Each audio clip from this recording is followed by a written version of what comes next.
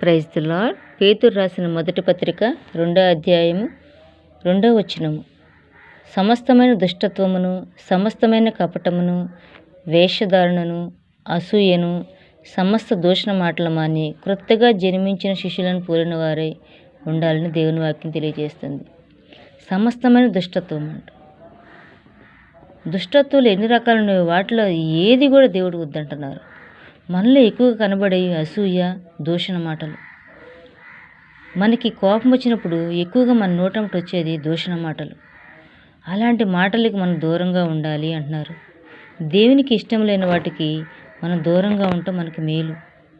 ఎలా ఉండమంటున్నారు దేవుడు మనల్ని? క్రొత్తగా జన్మించిన వారు, శిష్యులను పోలిన వారే మనం ఉండాలంట. అటువంటి శిష్యులు హృదయాలు చాలా నిర్మలంగా ఉంటాయి. మన నిర్మలమైన హృదయం కలవారే జీవవాక్యం చేత పట్టుకుని దేవుని పరిచారకులుగా జీవించాలి.